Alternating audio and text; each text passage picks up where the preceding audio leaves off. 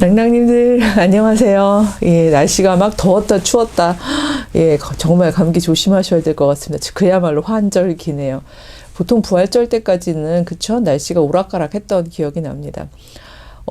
사실 제가 4월달 돼서 말씀드리려고 그랬는데 제가 파묘 혼자서 해보기도 했고 사실 굉장히 궁금해하시는 분들이 많아서 그냥 이제 미리 말씀을 드리면요. 제가 4월부터 그러니까 서프라이즈한 게 그렇게 막 엄청 얼마나 놀라실지는 모르겠습니다만 그건 아니고요.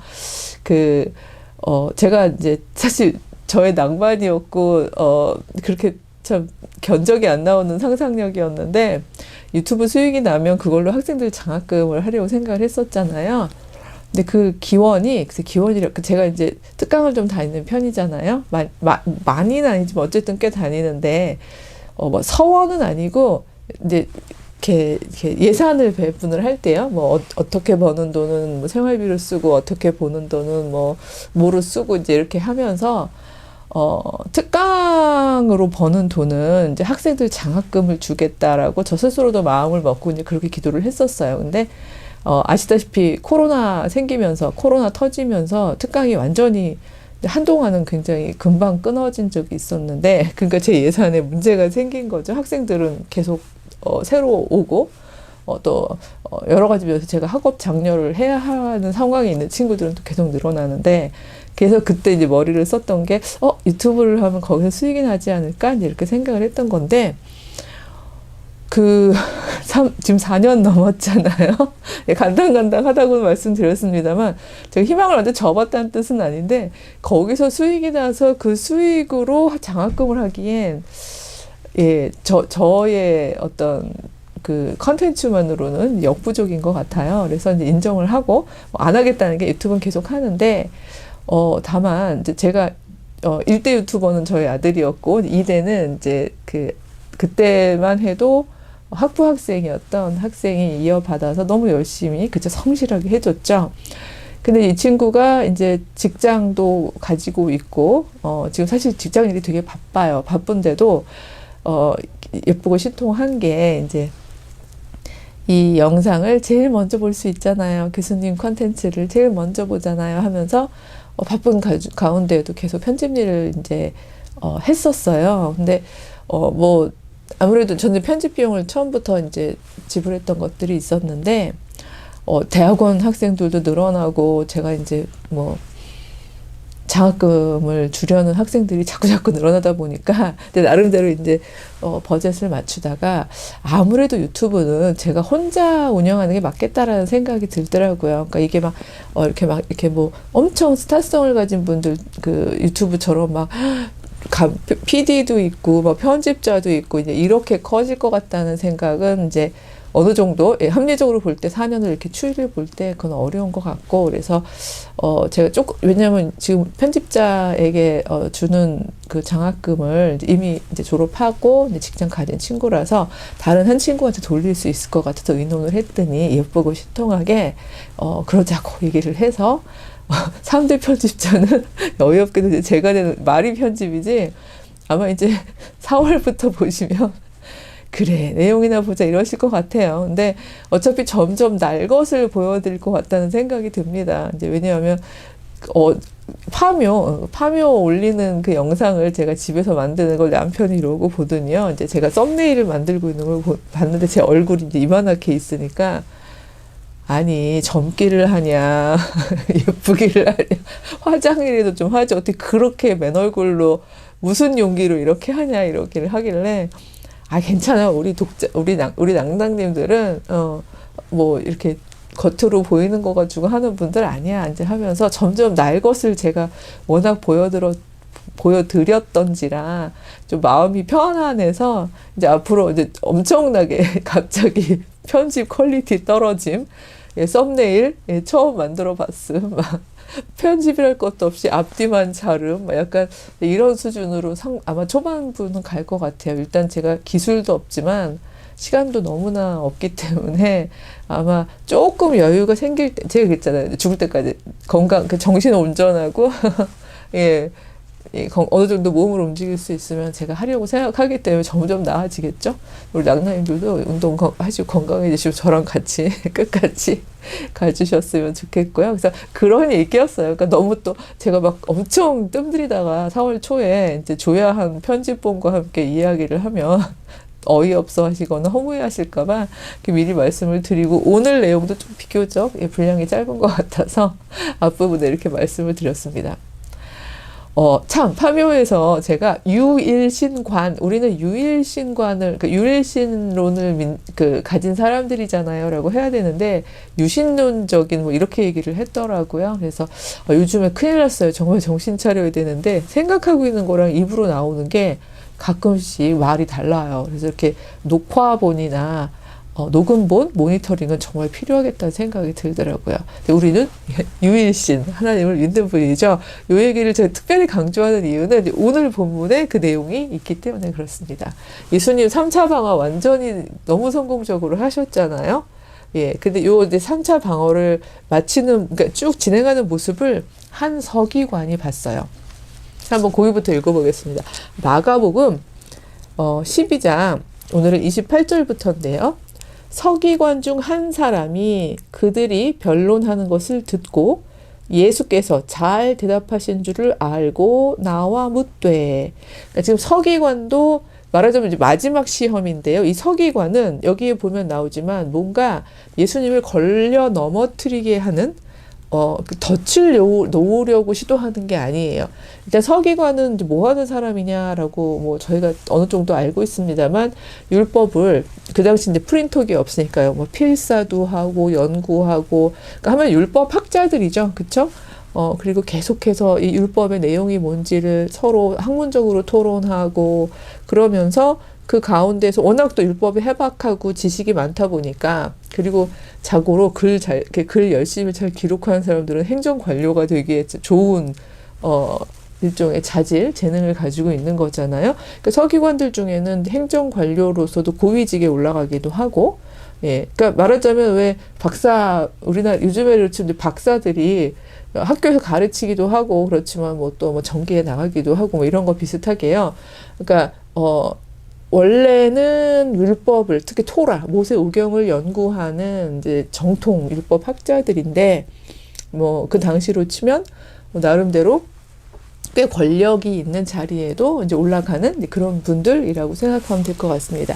근데 서기관 입장에서 되게 흥미롭게 관찰한 거예요. 주도적으로 예수님을 막 흔들고 싶은 생각은 없었지만, 이렇게 딱 보더니, 예수께서 잘 대답하고 계시구나.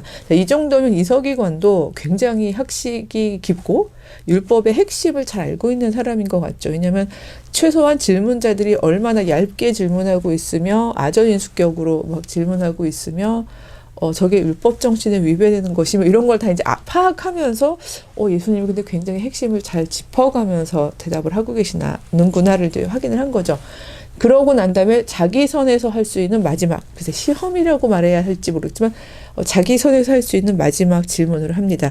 한 번 더 두드려 보는 거죠. 저 사람이 정말 제대로 율법 정신을 가진 자인가? 이걸 알아보기 위해서 28절 아래 보면 모든 계명 중에 첫째가 무엇이니까? 이렇게 물어봅니다. 율법의 계명이 613가지나 있는데 가장 첫째가 되는 계명은 무엇입니까? 라고 물어보죠. 이때 예수께서 신명기하고 레위기를 가져오시면서 이렇게 대답하시죠. 첫째는 이스라엘아 들으라. 곧 우리 하나님은 유일한 주시라. 제가 유일한 주시라 이것 때문에 정정을 했던 거고요. 내 마음을 다하고 목숨을 다하고 뜻을 다하고 힘을 다하여 주 너의 하나님을 사랑하라 하신 것이요.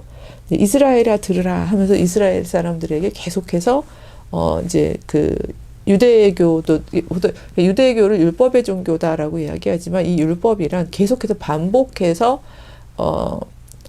그러니까 계속 읽고 암송하고 하면서 그거를 이제 자기 마음에 새기고 일상으로 새기려는 그런 북키시, 이 책 중심의 종교 중에 하나이죠. 그래서 여호와 하나님이 한 분이시라는 걸 믿고 그리고 그분을 사랑하는 것, 이것이 첫째 계명이다. 근데 제일 첫째가 무엇이냐고 했는데 이제 첫째만 얘기 안 하고 둘째는 이것이니 또 이렇게 얘기하시죠. 31절입니다. 내 이웃을 내 자신과 같이 사랑하라 하신 것이라. 이보다 더 큰 계명은 없느니라. 분명히 첫째 계명이 뭐냐고 물었는데 첫째 계명이야 유일하신 하나님을 정말 진심을 다해서 사랑하는 것이지. 그러나 둘째는 이것이니라고 나오는 거는 순서상의 부분은 이 둘이 떨어질 수 없다. 왜냐하면 둘째 계명 뒤에 보면은 이보다 더 큰 계명이 없느니라로 끝나거든요. 그러니까 첫째라는 그 의미의 정의가 가장 중요한, 우선순위도 있지만 가장 중요하다면 두 번째는 이것이니 하면서 이보다 더 큰 계명이 없나니 이렇게 되면 그러니까 좀 뭐라 그러죠?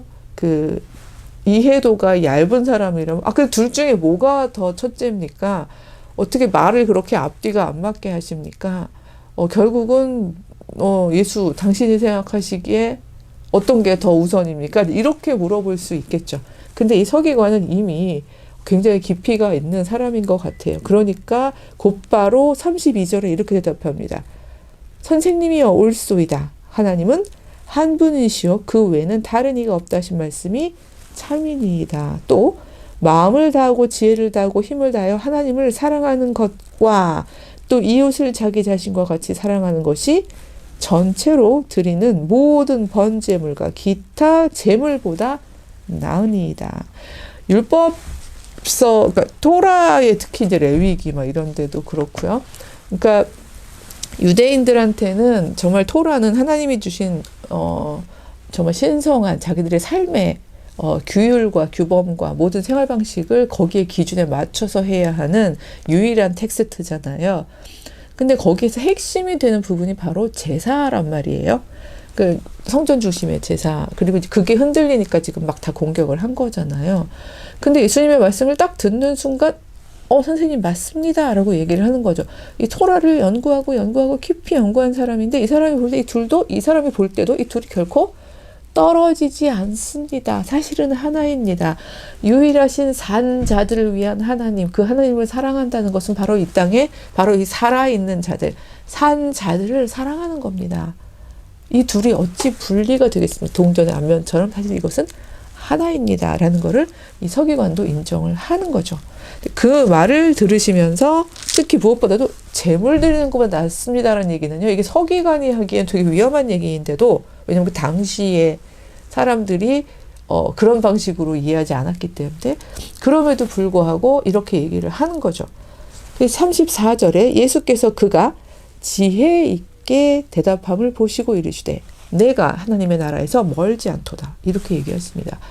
이게 사실은 나중에 이제 저희가 이제 부활주일 이제까지는 예수님의 이제 이 순환과 십자가와 부활을 맞춰 가겠습니다만 저희가 절기로 예수께서 이야기하신 하나님의 나라가 과연 무엇인가 이 부분은 저희 이제 복음서를 이제 통과하면서 굉장히 중요한 핵심적인 이해의 어떤 키워드, 핵심 단어일 것 같습니다.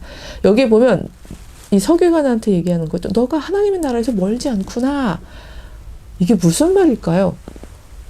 하나님의 나라가 이렇게 오는 나라일까요? 저희가 가는 나라일까요? 근데 오늘은 질문만 드릴게요.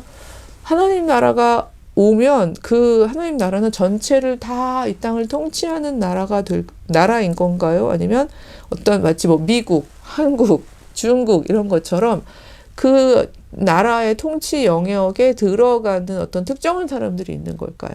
이런 것들을 이제 한번 좀 질문을 하시면서 따라오셨으면 좋겠습니다. 물론 이런 것들에 대한 뭐 어떤 특정한 성서에 기반한 이미 닫혀 있는 답들이 이미 있습니다만 저는 이제 또 제가 가지고 있는 신앙과 신학적인 이해 안에서 풀어가 보려는 건데요. 그렇다. 저는 이제 아직 다 말씀을 안 들으신다. 제가 이해하는 바로는 너가 하나님의 나라에서 멀지 않구나라는 이 말씀이 읽을 때는 의문이 같지만 충분히 이해는 갑니다. 일단 그 나라는요. 지금 당장도 사실은 아주 즉각적으로 왜 마가복음에 제일 많이 나오는 말이 immediately 이 어떤 긴박성이라고 말씀을 드렸는데 사실은 예수께서 이미 시작하신 그 나라의 통치 질서에 사실은 말하자면 전체적으로 새 예루살렘처럼 오지 않더라도 즉각적으로 참여할 수 있는 나라인 거예요. 일단은 수수께끼처럼 말씀을 드리자면 이 서기관 역시 그 나라에 들어가는, 그러니까 그 나라로 굉장히 근접해 있구나. 그 나라의 통치 질서를 네가 이렇게 깨닫고 있으니, 그쵸? 실행하고 그렇게 삶으로 살아간다면 너는 이미 하나님의 나라의 가운데서 살아가는 천국 시민이 된다는 이야기가 여기 들어있는 거겠죠. 이렇게까지 대화가 하고 나니 그 후에는 감히 묻는 자가 없더라. 이렇게 해서 예루살렘 성전 안에서 그 많은 적대적인 무리들과 또 어떤 군중들 사이에서 있었던 엄청난 긴 설전이 이제 막을 내리게 됩니다. 그러니까 서기관, 저는 이 서기관의 묵상을 좀 해봤어요. 저희가 보통 요즘에 사실 이제 어떤 직업군을 얘기할 때 하나로 뭉뚱그려서 이야기하자. 중세 말기 같은 경우에 이제 그러니까 사제가 어느 시기의 사제나에 따라서 범주화가 되어서 긍정적으로 느껴질 때도 있고 이제 부정적으로 느껴질 때도 있고 그렇습니다만 중세 말기의 사제 그러면 대부분의 일반 서민들에게는 그러니까 여기도 마가복음 12장 38절에도 있던데 예를 들어서요. 대부분의 서기관들에 대해서 예수님이 얘기하시는 게 있어요. 38절에 예수께서 가르치실 때 이르시되 긴 옷을 입고 다니는 것과 시장에서 문안받는 것과 회당의 높은 자리와 잔치의 윗자리를 원하는 서기관들을 삼가라 이렇게 되어 있습니다. 그러니까 이 당시에 서기관이라는 직군에 있는 사람들은 대부분 다 이런 사람들인 거죠. 권력도 있고 자리도 있고 존경도 받고 있고 그러니까 긴 옷자락에 그렇죠? 그러니까 시장에 뭐하러 나가겠어요? 그러니까 사람들 많이 이런 사람들은 이제 여기저기 사람 많은데 다니면서 막 이런 거죠. 이런 거 좋아하는 사람들 삼가라. 왜요? 그 사람들이 어떤 사람들이라고 써 있냐면 하나 더 말씀을 드리면 40절에 과부의 가산을 삼키고요. 외식으로 길게 기도하는 사람들이니 그 받는 판결이 더욱 중하리라 이렇게 되어 있습니다. 과부의 가산을 삼킨다는 얘기는 여기는 가부장제니까요. 남편이 없게 되면 이 집안의 재산, 가산의 관리에 문제에 있어서 이런 것도 다 율법적으로 해석을 하잖아요. 근데 율법 정신은 잊어버리고 까먹고 혹은 옆으로 두고 문자적으로 해석을 하되 본인들에게 유리한 방식으로 해서 가산을 삼키는 사람들이 많았던 거겠죠. 예, 그러니까 이런 부분들 너희가 오히려 율법을 연구하는 학자임으로 말미암아 무지해서 못 지키는 사람들보다 훨씬 더 그 죄가 중할 거라는 이야기를 하시는 거죠. 그래서 그런 어떤 서기관이라는 직종 자체가 당시로서는 이제 민중들에게는 그렇게 막 물론 파워풀한 자리입니다만 와 서기관님들이다 우와 하고 이럴 수 있는 자리에 있는 사람들이 아니었는데 그럼에도 불구하고 그 중에 이 서기관은 오늘 묵상하는 서기관은 주류에 휩쓸리지 않은 사람이었겠구나 이런 생각이 들어요. 뭐 좀 울컥하려고 할 뻔했는데요. 그러니까 말하자면 그러니까 휩쓸린다는 거 그런 거에 대한 묵상이 요즘에 유난히 많이 되어서 그렇습니다. 그 어떤 직종이거나 아니면 어떤 그 사회적으로 어떤 특정한 배치에 있을 때 거기서 만나는 사람들이 어느 정도 정해져 있잖아요. 그 사람들은 비교적 비슷한 생각들을 공유하게 돼요. 그게 이익을 위해서든 뭐 아니면 뭐 공부하거나 아니면 서로 나눴던 이야기들의 어떤 한계 같은 게 있어서든 근데 거기서 다른 생각을 가지고 있는 경우는 이제 굉장히 외롭고 외로움을 떠나서 나중에 배척받고 그쵸? 어떤 행정적 불이익을 당하기도 하고 그러죠. 근데 오늘날의 서기관과 같은 직종은 누구일까? 이제 뭐 물론 이제 저는 이제 이 일면에 있어서의 비슷한 친화성을 얘기하는 게 아니라 저만큼 긴 옷자락 입고 다니면서 어딜 가나 인사받는 예, 그런 그 힘과 그러니까 그냥 권력만 있는 사람들이 아닌 거예요. 이 사람들은 학식도 있고요. 그렇죠? 그 학식을 가지고 권력을 얻은 거고요. 권력 때문에 돈도 부도 없게 되는 이런 사람들이잖아요. 이렇게 삼박자를 다 갖춘 이런 사람들 오늘날에 어떤 사람들일까? 어떤 직종에 있는 사람들일까? 뭐 이런 생각을 해보다 보면 혹시 우리 낭낭인들 중에 내 직종이 그런 것 같아? 라고 이제 그러니까 생각이 되는 분들도 있으실 것 같고요. 그렇다면 한번 저희가 돌아봐야 하는 부분이 있는 것 같습니다. 이 서기관처럼 시대의 전반적인 종교 건축자들의 흐름은 휩쓸려 가면서 성전 중심에, 제사 중심에, 속죄 제의 중심에, 그래서 그리고 그 제의를 수행하는 자들로서의 이제 본인들의 어떤 파워 중심에 견고하게 쌓아놓은, 그래서 그걸 유지하기 위해서 모든 에너지를 다 쏟고 있는 어떤 그런 중심성 속에서 휩쓸리지 않고 묵묵히 생각하고, 그쵸? 묵상하고, 기도하고, 토라를, 연구하고, 그랬던 이 서기관은 이 상황에서 정말 용감하게, 왜냐면 이거 되게 위험한 말이거든요. 옳습니다, 선생님. 하고 이야기하는 거. 자기 부류로부터 굉장히 배척받을 수 있는 이야기인데, 당신이 옳습니다라고 이야기하는 그 이야기, 그리고 어쩌면 이 사람은 상당히 서기관 그룹 안에서도 존경받았었을 것 같아요. 그러니까 그런 사람들 있잖아요. 그렇게까지 실질적 힘은 없는데 못 건드리는 그런 사람이었을 것 같아요. 그러니까 여기서 감히 아무도 더 이상은 묻는 자가 없더라라는 이야기를 하는 것으로 봐서, 그러니까 하나님 나라는 되게 갑자기 엔딩해야 되는데 되게 논란이 될 만한 말씀을 드려서 죄송하긴 하지만, 왜냐면 이런 질문을 계속 가지고 그러니까 미드라시의 원칙 중 질문하라, 그쵸? 질문을 끌고 가는 그런 저희들의 성서 묵상이 되고 싶어서 하는 얘기인데요.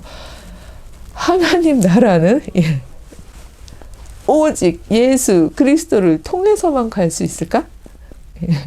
선생님 갑자기 여기 뿔나는 것 같아요. 막 사탄 되시려는 거 아닌가요? 자, 이 질문을 함께 묻자고 말씀을 드리는 겁니다. 감히 초청하는 겁니다. 지금 저는 답을 하지 않았어요.